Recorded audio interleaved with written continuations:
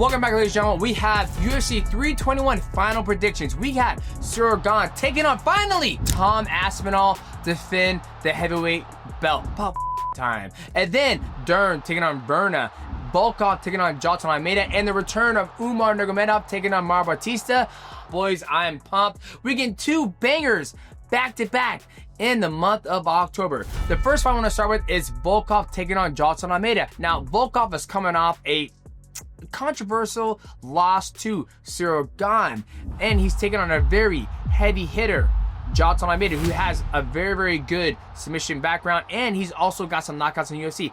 Jailton Almeida's only loss in the UFC is to Curtis Blaydes. So he suffered the loss, but other than that, he's been a clean streak winning besides to Curtis Blaydes. Let's talk about Volkov. You look at Volkov's last fight against Ciryl Gane. He did get robbed. I'm not gonna say a lot of people thought he got robbed. No, the man did get robbed. He beat Ciryl Gane 2-1. I literally just watched that fight. Volkov did a good job of being active, throwing the body kicks. It was southpaw versus orthodox. And like I always say, when you have, the opposite matchup from southpaw to orthodox, the person who decides to step outside the lead leg and throw a body kick always wins that exchange. And that was one of the things that Volkov did against Ciryl Gane. The one thing Volkov was able to do against Ciryl Gane was he had better grappling awareness of where to go, when was he in danger. He probably would not have that against a very strong, athletic Jailton Almeida, who is very savvy on the ground. He is a finishing machine when it comes to the grappling side of it. He's got 5 rear naked chokes inside the UFC. That is pretty impressive for a heavyweight. He's going to be looking to go out there, take Volkov down, get his back, and look for the neck. But if Volkov can keep the fight on the feet, keep Almeida guessing, then I think, Volkov's going to be sitting real pretty going into this fight against Jailton Almeida. I feel the winner of this match could be set up next to fight for the heavyweight championship, depending on who the winner is. Tom Aspinall and Ciryl Gane. Obviously, there's other things in the works. Who's going to fight Alex Pereira next? Alex Pereira has spoken and been outspoken about he wants to fight for the heavyweight championship, but he recently came out and said that he wants to fight specifically John Jones at the White House. But let's get back on track. Let's look at the keys of victory for Volkov. I think for him, he is long for that division. So key number 1 is be rangy against Jailton Almeida. Jailton Almeida is going to be trying to get close to him to try to use his grappling, get him to the ground where he can be able to, get to his bread and butter, which is submission game. So Volkov has got to be long and rangy. Key to victory number 2, when Jailton Almeida tries to shoot and take you down, Volkov's got to look to keep his balance, use those wide, long legs of his, spread his base, look to a wizard, and get him off his hips. Use the wizard, bring him up. Once you bring him up in the wizard, bring that arm in and look to clinch, and always get your back off the cage. And also use your grappling ability. If the fight does go to the grappling area, don't always try to pull away. A lot of athletes make that mistake. When they try to pull away from the grappling and get back to the feet, they're missing opportunities to take advantage of the other athlete who's made a mistake. If they try to drop back for a heel hook or a toe hold, whatever it may be, try to always stay on top if the grappler exchange happens. Now let's get a key to victory for Jailton Almeida. Now, Jailton Almeida, I think the number 1 key to victory for him is to use his athletic ability over Volkov. He's pretty sized, he's got some muscle on him, and I think him trying to smother the void and force the takedown, get Volkov down to his back, because we're seeing Ciryl Gane, who doesn't have that grappling ability or the wrestling ability, was able to take down Volkov. So if Jailton Almeida could take something from that fight, is going to be the wrestling. Key to victory number 2, do not, if Volkov decides to be rangy, you make the void even bigger, forcing him to come inside the void to get to the range where he needs to be able to hit you. When he does that, you can see Jailton Almeida take advantage of that and go underneath him, right? So if this is the void and this person's going to say here, just rally off punches, and I'm going to say in this void, if I take a step back, he needs to come closer to fill that void. As he comes in, I come in, and now the void's closer. I'm closer to him, and he's outside of his range. He's going to try to back up and get to that position to where he's in that nice spot. So Jailton Almeida's got to keep moving this right here and closing in and looking to go underneath that range. Key to victory number 3, if you get Volkov to the ground. Once you get him to the ground, look for him to wrestle up. It's very common for heavyweights to wrestle up. What I mean by wrestling up is they plant this hand down, they go underhook, and they try to get up. When they do that, that's a perfect position or opportunity to lock in a Darce or a guillotine, arm-in guillotine, and take advantage to snap up the neck. So when you look at these key victories, who do I have winning between Volkov and Jailton Almeida? I'm gonna have to go with Jailton Almeida. I feel like he's one of those dark horses in the heavyweight division. Volkov's been there before. He's been beaten by Tom Aspinall, and I want to see what Jailton Almeida can do. So for that, I'm gonna go Jailton Almeida. Now, this video is sponsored by PrizePicks. Now, PrizePicks, the daily fantasy sports game, played directly from your phone. It's very simple. All you gotta do is grab your phone, download PrizePicks. When you do that, use my promo code MIGHTY. Cool promotion going on for new users. You play $5, you're gonna get $50 instantly in your lineup. And boys, we got UFC 321. Let me tell you what I'm liking right now. So, Umar Nurmagomedov landing 57.5 signature strikes. You know, Umar is a very calculated guy. I like less with Umar Nurmagomedov. He's not a high volume striker. He is taking on Bautista. Bautista, they have him at 53.5 signature strikes. I just don't think Umar takes a lot of damage. So I would go less with Bautista. Ciryl Gane landing 27.5 significant strikes. You know, I like less of that because usually he's a one-hitter quitter, but the strikes add up when he starts grounding and pounding somebody, but I would still go less. So boys, you know, the less man is back. Lock in the picks, the right place, which is PrizePicks. Now, shout out to PrizePicks for sponsoring this video. Now let's get back to the final predictions of UFC 321. Now let's move to the next fight. Bautista taking on Umar Nurmagomedov. Now, I'm excited for this fight because this could potentially be the next contender for the winner of Merab taking on Peter Yan. Now, Umar Nurmagomedov last time we saw him is when he fought the Machine, Merab. And we all know what happens when the Machine gets in the octagon with that athlete. He tends to run him over, eats him up for dinner, and just outworks him. And that's essentially what he did to Umar Nurmagomedov. Now, he's taking on Bautista, which a lot of people did not put respect on this man's name, right? I was one of them. But he's beaten the likes of Patchy Mix, even though Patchy Mix, you know, he's had a little rough start in the UFC. Bautista has proven to be somebody that you cannot just look past, right? I put respect on Bautista's name, okay? This man is on an 8-fight win streak, taking out guys like Patchy Mix and Jose Aldo. But let's look at the keys of victory between Umar Nurmagomedov and Bautista. I'm gonna start with Umar Nurmagomedov because I'm excited to see him back in action and work his way back to the title.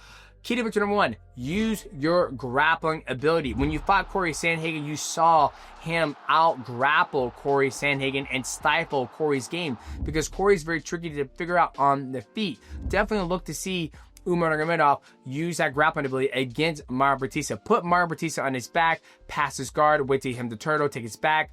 You know, Umar Nurmagomedov is long and he has great grappling ability. He's gonna look at that body triangle and look for a rear naked choke.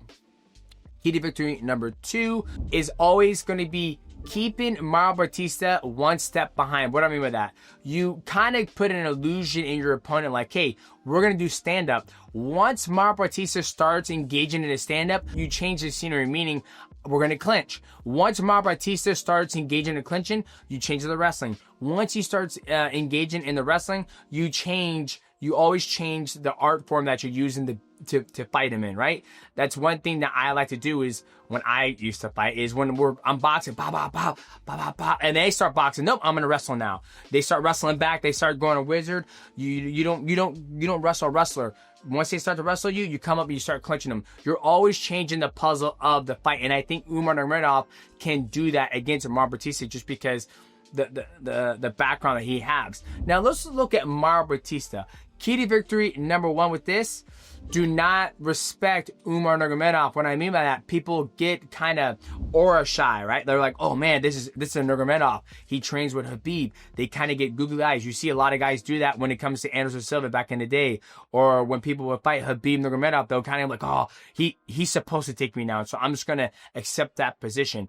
They have too much respect for the name. So, key to victory, do not respect. Go forward, march forward. You know, a lot of people have been doubting him, and I think now he's in a position where he feels that I am worthy to be on this main card. I'm worthy to have this opportunity to fight one of the legends of the game in Umar Nurmagomedov.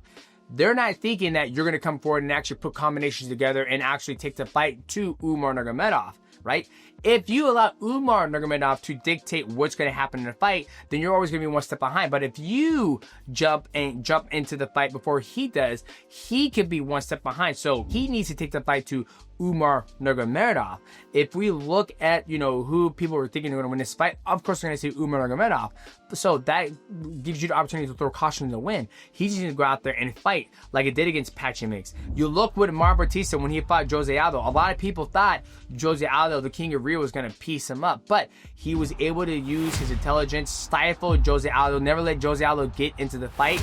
I don't see him stifling Umar Nurmagomedov because Umar has a wide variety of weapons and a great tool set to, if Bautista tries to stifle him, he's going to be able to, throw him, wrestle, where Jose Aldo doesn't typically wrestle. He just has stand-up, he throws punches and kicks. So when you look at all these keys of victory for both these athletes, and it's going to be a banger fight, I'm going to have to go with Umar Nurmagomedov. I think he's just too good everywhere. His only loss is to Merab, and I felt that fight was the X factor of the wrestling. I don't know if Bautista has that wrestling pedigree to be able to beat Umar. And when you look at Umar Nurmagomedov, when he fought Merab, he won the first 2 rounds on the judges' scorecard. So this is a 3-round fight. And for that, I'm going to go with Umar Nurmagomedov. Now, let us get to the co-main event. Mackenzie Dern taking on Virna. Now, this matchup was kind of under the radar because the champion of the division has relinquished her belt because she wants to go up and take on Valentina Shevchenko. And I'm talking about Wei Li. She relinquished it, and the UFC doesn't want champions, holding 2 belts. They got away from that. So we're getting Virna taking on Mackenzie Dern, which this is a rematch where Mackenzie Dern won the first outing when they fought. Now, when you look at these 2 athletes, they both have a Brazilian Jiu-Jitsu background. But when you look at, they're both black belts, but when you look at the competition level that they have competed in Brazilian Jiu-Jitsu, Mackenzie Dern's resume outshines Virna because Virna went into mixed martial arts a lot earlier. Mackenzie Dern has matches against Gabby Garcia. She has world titles in IBJJF at the black belt level, and she's also competed in Nogi and been very successful there. Now, the very interesting thing about this fight is when you have 2 athletes who come from Brazilian Jiu-Jitsu background and they're both black belts, it always stays on the feet. And that's what the first fight did until the later rounds where Mackenzie Dern went for a takedown and then she'll end up getting it, and then Virna will end up on top and do some ground and pound. She ended up splitting Mackenzie Dern's nose. But let's look at the keys of victory for these guys, because when I watched this fight, I was like, man, there's some things that Mackenzie Dern did very well, and there's some things that Virna did very well. But let's start with Mackenzie Dern. She needs to get back to what got her to the dance, which is her Brazilian Jiu-Jitsu. She needs to use her stand-up to get to a point where she can shoot a double A takedown, not against the cage. It needs to be in the center of the octagon, because when she kept shooting for a takedown against Virna against the cage, she wasn't having as much success. But typically when you shoot a takedown from somebody and you start grappling in the middle of the octagon, you can boom, turn the corner. There's not something that's going to stop you. That's key to victory number 1, is that she needs to use her hands to set up her takedowns in the middle of the octagon, not against the cage.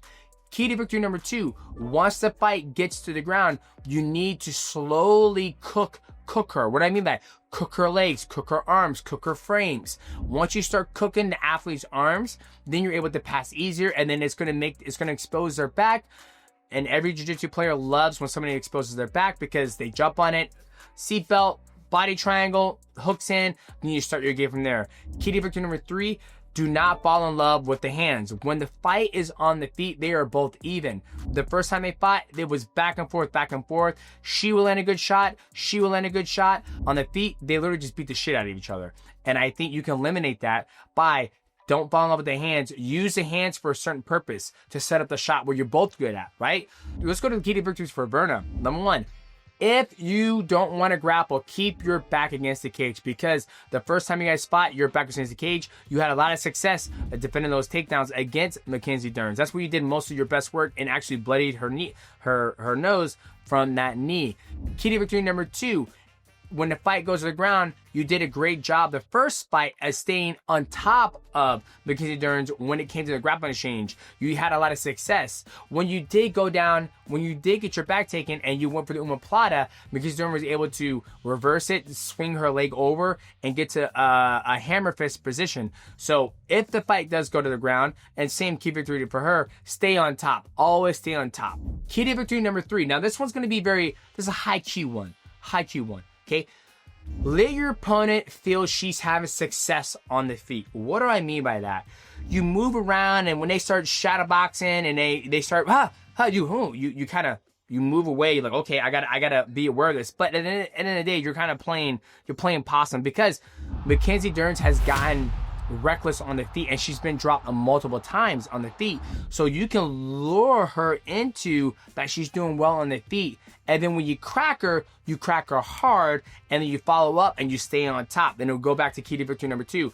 When the fight goes to the ground, you stay on top. You can lure people in thinking that they have great hands, and then in reality, it's like Ronda Rousey. Everybody thought her hands were great. Then when she fought somebody who actually has good fucking hands and actually can crack back and throw high kicks and all that stuff, she didn't do as well. So you can lure people. You can Holly home. Oh, moving. Oh, wow. You think your hand, instead, like, you can do the same thing to Mackenzie Dern's, I feel like. So when you look at all these keys to victory, now this one's tough, because when I watched the fight, it was like, man, I felt like, this one's really a big toss-up.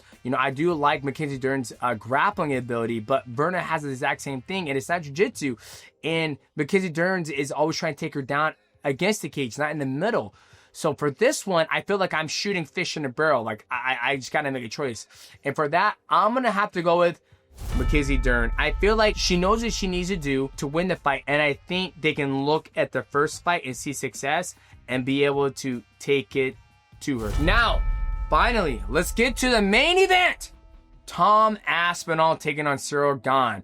About fucking time Tom Aspinall is back in the UFC to keep the heavyweight division going. That's the most thing I'm excited about, right? When you look at Tom Aspinall, what he's been able to do inside the UFC in the heavyweight division is he has the shortest fight time in the whole entire company, meaning that he blasts to everybody each time he fights, whether it's submission game or if he's knocking them out. And that's one thing people don't talk about when it comes to Tom Aspinall. This man can knock you out, and he can also submit you. He submitted Volkov with a Kimura from half guard. He's also knocked out Curtis Blades.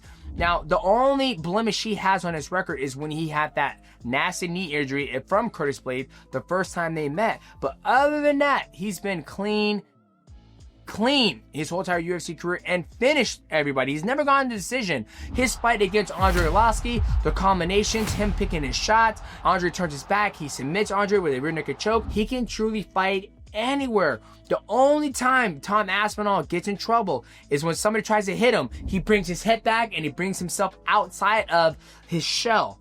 Now, when we look at Ciryl Gane, the one thing Ciryl Gane has going for him is that he is a big athletic and he moves very well on the feet, but not as well as Tom Aspinall. Ciryl Gane does have great kicks. He does have a good right hand. He's very dynamic with his kicks and his push kicks. And in Ciryl Gane's camp, getting ready for Tom Aspinall, he's been wrestling with the Olympic gold medalist in wrestling to make sure his wrestling is sharp. Now, we're going to see if this pays off. Hopefully, they did a lot of work against the cage, because that's where Tom Aspinall succeeds in all his takedowns. Ciryl Gane's biggest weakness is his grappling.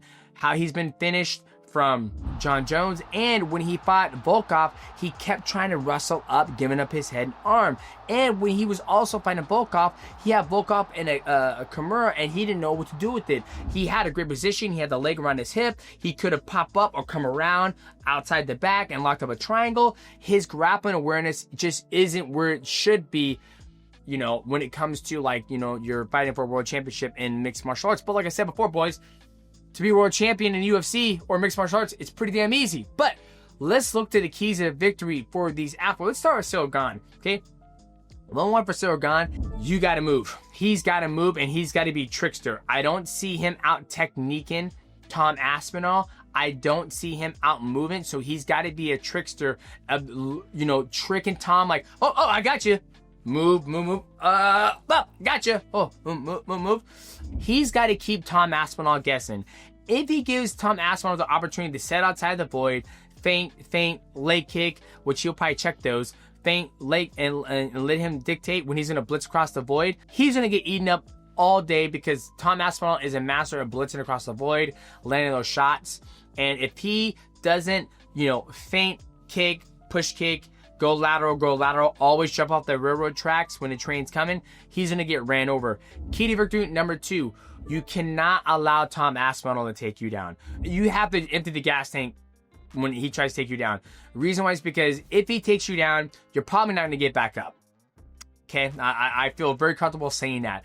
If he does get back up, I'll be shocked because when he does, he gives his head and arm every single time. Tom is going to see that and he's going to take advantage of that. And 2, once Tom gets you down, he's very good about keeping his weight on you. So Ciryl Gane has got to do everything he can to keep his ass off the cage and not get taken down. Now, let's look at Tom Aspinall. Tom Aspinall, key to victory number 1, be light on your feet and be dynamic. When I was watching his videos and all his highlights from his whole entire UFC career, he's able to strike, he's able to throw a knee before the knee even touches the ground. He gets back on balance and he's already throwing a 3-piece combination. He can do that against Ciryl Gane, right? So key to victory number 1, be dynamic. Key to victory number 2, if you're having a hard time and you're being frustrated on the feet, shoot a beautiful double leg and he will succeed in that takedown. If he loses to Ciryl Gane, we're going to see the great John Bones Jones come out and say, here today, gone tomorrow, right? But if he allows that energy from what does everybody think if I can't beat Ciryl Gane as fast as John Jones did, is that going to, diminish everything that I could have done or have done? Can't let that energy go. The fact that I'm speaking this is bringing energy into that, right? But we cannot turn away from that this is what's kind of riding on this fight. So when you look at all these keys to victory, I'm going with Tom Aspinall. I think Tom Aspinall hits too hard. His punches, one thing I didn't bring up is that I'm sure he hits very hard, but we don't talk about the accuracy. He's always accurate when he goes ba ba ba. It's always the 2 down the pipe. He's always accurate. And 3, he can strike, he can wrestle, and he understands where he needs to be at when it comes to the jiu-jitsu part of the game. So boys, let me know in the comment section down below. Am I looking pretty good? Am I shooting good? Are my picks looking solid? Or as always, if you think I got it wrong, let me know what you're gonna go with. Boys, we will see you guys at the next video and we'll see you Saturday night. Peace.